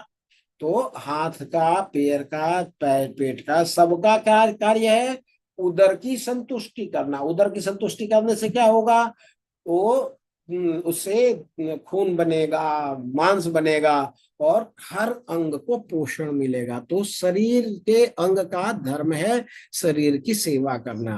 वैसे ही हर जीवात्मा का धर्म है परमात्मा की सेवा करना। अगर परमात्मा खुश होंगे तो जीवात्मा अपने आप संतुष्ट हो जाएगी। तो इसी के साथ ही हमारा भगवत गीता का अध्याय 2 समाप्त होता है। आपको ध्यान पूर्वक श्रवण करने के लिए बहुत बहुत धन्यवाद। किसी का कोई प्रश्न है तो ले सकते हैं हैंड रेस कर। हरे कृष्णा कृष्णा कृष्णा हरे हरे, हरे राम राम राम हरे हरे। हाँ, कृष्णा विद्या देवी दासी माता जी, दंडवत प्रणाम। आपने को अनुरोध कृष्णा करें। प्रभु जी, एक प्रश्न था हरे प्रभु जी। प्रभु जी, सादर प्रणाम। प्रभु जी, मैंने वैसे यही पूछना था कि जो कल क्विज का लिंक भेजा था वो खुला नहीं है हमसे। ओके ओके, ओ अरविंद प्रभु जी बताएंगे इसके बारे में। आप ठीक। प्रश्न पूछ लें अगर किसी के पास हो तो, क्योंकि मुझे कहीं जाने का है, तो प्रश्न पूछ लें। इसके बाद अरविंद प्रभु जी, आप प्रभु जी आप रहेंगे अभी? जी प्रभु जी। हाँ, तो आप क्विज रिलेटेड क्वेरीज को ना बता देंगे प्रभु क्लास के बाद जी।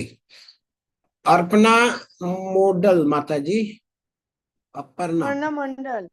हाँ हाँ, मंडल हरे माता कृष्ण जी। प्रभु जी। हरे मेरा कृष्ण माता। प्रश्न, हाँ मेरा प्रश्न था कि जब आत्मा शरीर से निकलती है, शरीर को त्यागती है, तो वो अपना कुन गुणों के साथ निकलती है बाहर। किसके साथ माता? माता भी मतलब आत्मा जब हमारे बाहर से निकल जाती है, शरीर के बाहर से, जी, तो अपने कुन किन गुणों के साथ निकलती है? किन गुणों के साथ निकलती है ये पूछ रहे हैं हाँ हाँ प्रभु माता जी। जी। हाँ माता जी, देखिए, ये आवरण जो होते हैं ना, वो 3 आवरण होते हैं। ठीक है। आत्मा हाँ पहले सूक्ष्म शरीर से ढकी होती है। सूक्ष्म शरीर क्या होता है? मन बुद्धि चित्त और अहंकार। ठीक है। हाँ हाँ चित्त को भी मन के साथ ही जोड़ लेते हैं। तो मन बुद्धि और अहंकार एक सूक्ष्म शरीर होता है, उससे जकड़ी होती है आत्मा। इसके बाद आत्मा हाँ शरीर से में होती है। ठीक है। तो शरीर हाँ छोड़ दिया मतलब 5 भौतिक तत्व उसने छोड़ दिया, लेकिन उसके अंदर मन बुद्धि और अहंकार होता है। तो मन में क्या होता है कि भोग करने की लालसा होती है, उसके साथ ही आत्मा निकलती है। और जब भोग करने की लालसा होती है तो दूसरा शरीर वो ग्रहण कर लेती है। क्यों? बिना शरीर के तो भोग नहीं कर पाएंगे ना। धारण करती, हाँ। जी जी। हरे कृष्णा प्रभु जी, नहीं, सादर हरे प्रणाम कृष्ण। प्रभु जी। ठीक है प्रभु जी, प्रभु मेरा जी, एक प्रणाम। प्रश्न था कि कृपण का अर्थ आपने बताया था कंजूसी। जी जी। तो ये लिखा है, अब मैं अपनी कृपण दुर्बलता के कारण अपना कर्तव्य भूल गया हूँ। यहाँ कृपण क्यों आया? हाँ, कृपण के, क्योंकि वो देहात्म बुद्धि में है, वो शरीर को मान रहा है। उसको समझ में तो आ रहा है कि मैं शरीर को गलत मान रहा हूं, लेकिन मेरे दिमाग में इतना ही आ रहा है, इसलिए वो असमंजस में है। वो नहीं, कृपण बोलते हैं कंजूस को, मतलब धन है लेकिन वो व्यापार में नहीं लगा रहा है, उसको बोलते हैं कंजूस। ठीक है।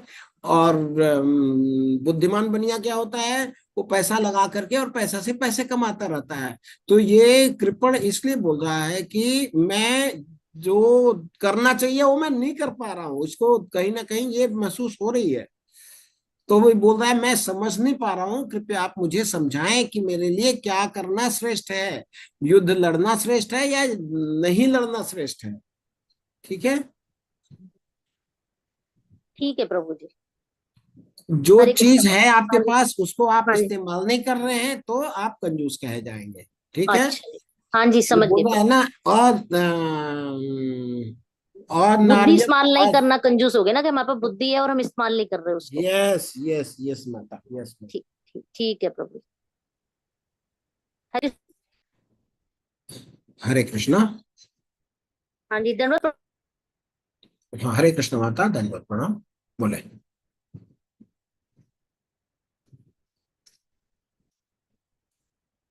हरे कृष्ण माता, कुछ कह रहे थे? नहीं, हरे कृष्णा प्रभु जी, बस आगे समझ में प्रभु जी। ओके ओके, हरे कृष्ण। और किसी का कोई प्रश्न नहीं है?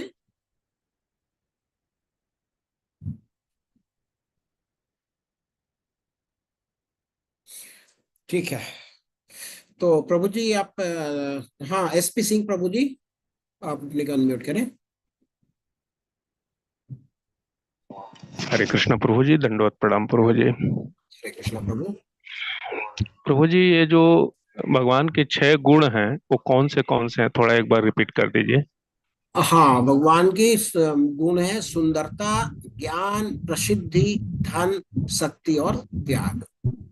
भगवान बहुत सुंदर है, सब लोग उनकी तरफ आकर्षित होते हैं। भगवान बहुत ज्ञानवान है। भगवान ने जो भगवत गीता का ज्ञान दिया तो आइंस्टाइन भी समझने का प्रयत्न करते थे, तो इतना बुद्धिमान भी प्रयत्न करते थे। हम किस गली के क्या बोलते हैं, गाजर है, मूली है, तो हमें क्या समझ में आएगी, लेकिन हम प्रयास करेंगे तो भगवान चूंकि इतना आसान भी नहीं बोले हैं कि सबको समझ में आए बिना पढ़े, और इतना कठिन भी नहीं बोले हैं कि कुछ भी समझ में ना आए, तो हमें पढ़ना चाहिए। और तो ये भगवान के ज्ञान का एक छोटा सा भाग है भगवत गीता, ठीक है ना। तो जी प्रभु। जो कि इतने दिन से हम लोग समझने का प्रयास कर रहे हैं, और अच्छे अच्छे स्कॉलर भी अभी तक समझने का प्रयास कर रहे हैं। तो भगवान इतने ज्ञानवान है। भगवान, तो हमारे पास जो ज्ञान है, भगवान के ज्ञान का एक दो फुलिंग है, 1%, आधा परसेंट यही है। तो भगवान के पास संपूर्ण ज्ञान है। भगवान प्रसिद्ध है, प्रसिद्धि है भगवान की, भगवान का यश है बहुत ज्यादा। अगर हम मान लीजिए कोई चोरी करते हैं तो क्या होता है, हमको पुलिस आती है पकड़ने के लिए। मान लीजिए हम चोरी नहीं करते हैं, हमारे ऊपर किसी का डाउट हो जाता है और पुलिस फिर चेक करने के लिए आती है, तो क्या होता है, हमारे यश का मिट्टी मिल जाता है। अड़ोसी पड़ोसी फिर नहीं सोचते कि चलो शक के बिना पे पुलिस इनके घर में आई थी, वो बोलेंगे कि ये चोरी किया होगा इसलिए पुलिस इसके घर में आई है, और हमारा यश 1 सेकंड में सब कमाया हुआ खत्म हो जाता है।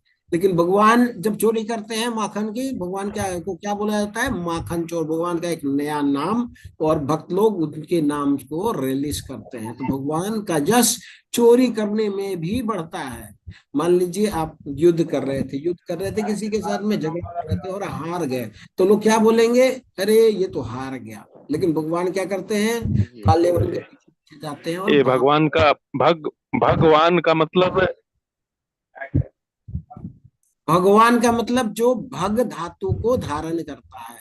भग धातु मतलब 6 ऐश्वर्य। 6 ऐश्वर्य क्या, सुंदरता, ज्ञान, प्रसिद्धि, धन, शक्ति और त्याग। ठीक है प्रभु जी। ये छो चीज जिसके पास है वही भगवान हो सकता है। 6 चीज जी प्रभु जी। संपूर्ण रूप से, 6 चीज संपूर्ण रूप से, ऐसा नहीं ये 6 तो हमारे पास भी है, आपके पास भी है, थोड़े थोड़े तो 1-1% तो हमारे हमारे। कौन से 6 गुण हैं? हमारे कौन से 6 गुण हैं? हाँ प्रभु जी, हम भी सुंदर हैं क्योंकि हम भगवान के पार्ट हैं। हरि बोल। हमारा भी ज्ञान है, हम भी जी चर्चा कर रहे हैं। जी हमारा भी यश है, हमारे पास भी 2-4 पैसे हैं, हमारे जी पास भी शक्ति है, हमारे पास जी भी त्याग है। तो हम भगवान इसलिए नहीं है कि हमारे पास आधा आधा परसेंट है, भगवान जी। इसलिए भगवान है क्योंकि उनके पास संपूर्ण है। टोटल है। हाँ, संपूर्ण है। संपूर्ण है। Yes yes yes yes yes. प्रभु जी, यस प्रभु जी। ओके प्रभु जी, बहुत बहुत धन्यवाद प्रभु जी। हरे कृष्णा। हरे कृष्ण प्रभु जी। ठीक है, फिर और किसी के पास प्रश्न नहीं है तो अरविंद प्रभु आप प्लीज बता दें प्रभु को। जी। ठीक है। हरे कृष्ण। आप लोग को जो लिंक शेयर किया है, उससे आप क्विज अटेम्प्ट करना है। जैसे अभी आप पूछ रहे थे कि नहीं खुल रही है लिंक, काम कर रही है। आप क्लिक करने के बाद में जो ऑप्शंस आते हैं, स्टेप्स फॉलो कीजिए, फिर आप कर सकते हैं उसको। जैसे कि log in to enrol show करता है, वहाँ पे आप क्लिक करते हैं तो न्यू यूजर रजिस्टर ऑप्शन आता है। तो आप उसमें अपना एक यूजर नेम, अपना नाम और एक नया पासवर्ड क्रिएट करके लॉगिन कर सकते हैं, जो वन टाइम है। इसके बाद ये आपको लेवल 2 में भी यूज कर सकते हैं इसको। और तब भी आपको अगर कोई इस क्विज रिलेटेड कोई भी समस्या आ रही है तो आप मेरे नंबर पे आप स्क्रीनशॉट मुझे सेंड कीजिए। मैं आपको फॉलो मतलब आपको जो भी परेशानी हो रहा है मैं उसको रिजॉल्व करूंगा या हेल्प करूंगा। ग्रुप में मेरा नाम अरविंद करके शो कर रहा होगा, तो आप मुझे भेज सकती हैं, या कोई भी प्रभु जी भी भेज सकते हैं, एनीवन। तो क्विज आप जरूर से जरूर कीजिए। हरे कृष्णा। हरे कृष्णा प्रभु।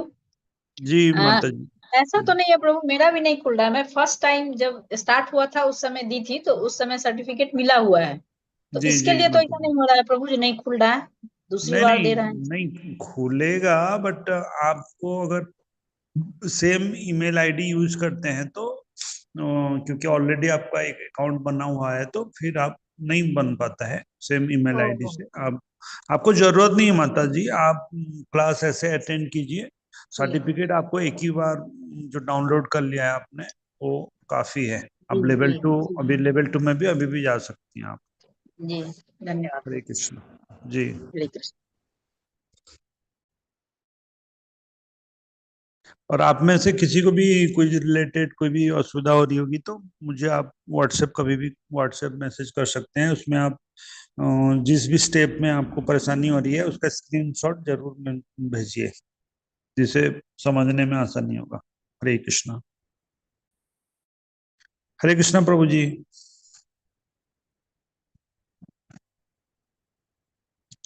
हरे कृष्णा प्रभु जी, क्लास एंड कर सकते हैं, और तो कोई प्रश्न नहीं है किसी का।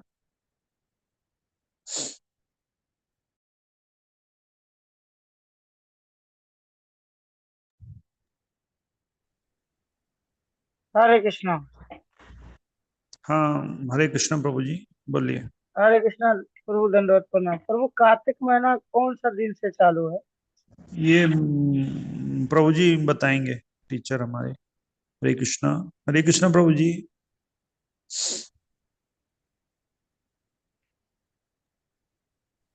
हरे कृष्णा प्रभु जी। जी माता जी। अरे प्रभु जी, इसकी रिकॉर्डिंग भी मिलती है क्या? नहीं माता जी, आप क्लास कोशिश करके रोज। नहीं नहीं प्रभु जी, जैसे मैं क्लास तो अभी ले ही रही हूँ, जो लूंगी, आगे मुझे कभी सुननी हो तो। आप माता जी मुझे मैसेज कीजिए, मैं आपको जो ठीक है, भी है गाइड करूंगा। हरे कृष्णा। ठीक है। हरे कृष्णा प्रभु जी। हरे कृष्ण। हरे कृष्ण प्रभु जी। अभी क्लास तो हो चुकी है, तो लाइव बंद करनी है तो कर दीजिए, नहीं तो लाइव अभी तक चालू ही पड़ा है। अच्छा, नहीं और ठीक वो है। रिकॉर्डिंग जो, हाँ वो लाइव जो है वो रिकॉर्डिंग है, वो पूरी यूट्यूब में मिल जाएगी। माता जी को जब भी देखनी है तो यूट्यूब की जो लिंक है ना माता उसमें जी, मिल हरे जाएगा। कृष्ण प्रभु जी, हरे कृष्ण प्रभु जी, ठीक है। आप जो बता रहे हैं वो सही है। हम लोग पहले शेयर करते थे डेली टू डेली, लेकिन आप सिंसियरली ज्वाइन कर रहे हैं, क्लास कर रहे हैं, लेकिन बहुत लोग रिकॉर्डिंग है करके क्लास ज्वाइन ही नहीं करना चाहते हैं, तो आप इसका नहीं ध्यान नहीं, रखिएगा। वो समझ गया, वो समझ गई, वो ठीक है मैं प्रभु समझ जी, गया प्रभु ये जी। सब अभी लेकिन हरे लेकिन वो, कृष्णा सुनिए, नहीं ये नहीं सब नहीं, वो चर्चा। किसी का छूट जाता है उसके लिए, किसी का छूट जाता है कोई दिन कोई जो।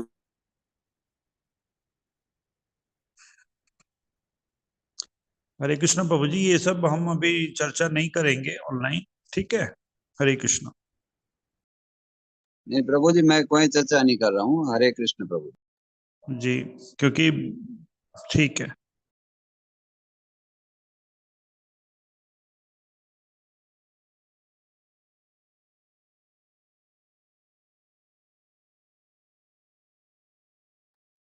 हरे कृष्णा प्रभु।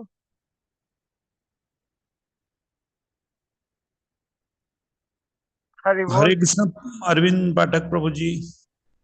हरे कृष्ण पाठक प्रभु जी, हरे कृष्णा। हरे कृष्ण पाठक दंडवत जी। प्रणाम प्रभु।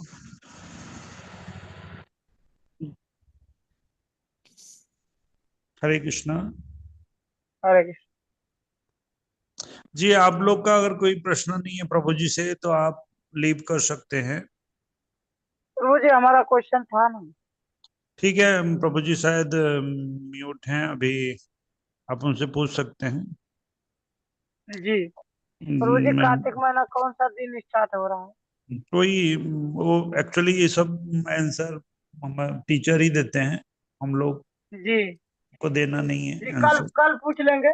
जी जी, बस कल पूछ सकते हैं। और ऐसे आप जैसे किसी भी ग्रुप में जुड़े हुए हैं, व्हाट्सएप ग्रुप में, वहां पे मैसेजेस डाले जाते हैं, मतलब आपको जी बताया वो तो जाएगा कि नहीं मतलब। नहीं, यहाँ पे तो वो तो ठीक है प्रभु, 17 तारीख को हमारा कैलेंडर में ये अवतारी जी देखने जी में हूँ जी। प्रभु। बाकी आगे मैं आपको ग्रुप में मैसेजेस इंफॉर्मेशन डाली जाती है, आप उसको देखते जी रहिएगा। काफी मतलब इम्पोर्टेंट इंफॉर्मेशन रहती है व्हाट्सएप ग्रुप में। जी जी, नहीं तो जी आप व्हाट्सएप में डाल दीजिएगा प्रभु, हम देख जी लेंगे। जी, जरूर जरूर डाल दिया जाएगा प्रभु। हरे कृष्णा, दंडवत हरे प्रणाम। कृष्णा, धन्यवाद, प्रणाम। बहुत बहुत धन्यवाद प्रभु जी जी। हरे कृष्ण। अभी मैं यहाँ से निकल जाऊँ, अभी बंद हो जाएगा ना क्लास। जी जी जी, हरे बाबा। बंद हो गया हरे है जी। जी जी, थैंक यू।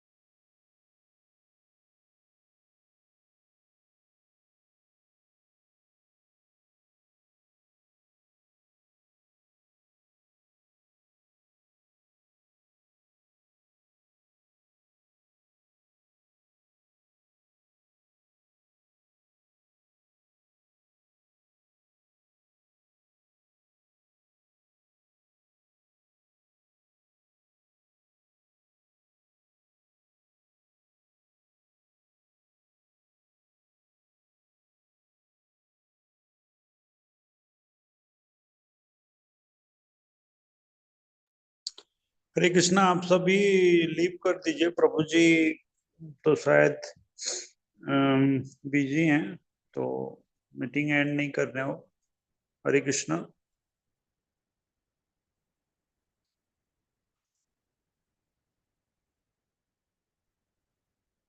हरे कृष्णा, आप सब मीटिंग लीव कर दीजिए।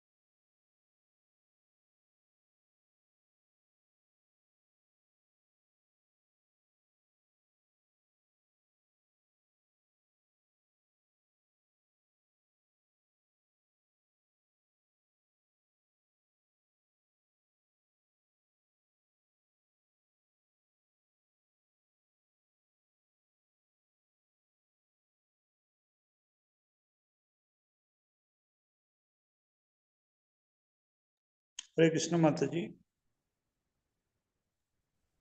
हरे कृष्ण प्रभु जी। माता जी आप भी लीव कर लीजिए। एक्चुअली प्रभु जी को मैंने कॉल भी किया था, नहीं रिसीव किया उन्होंने, तो मीटिंग उनको ठीक है। एंड नहीं किया। एक्चुअली हम लोग को होस्ट एज ए को होस्ट नहीं, मैं लाइव को बंद कर पा रहा हूँ। और ठीक है, ठीक है प्रभु जी। हरे कृष्ण। हरे दंडवत कृष्ण प्रणाम प्रभु जी। जी।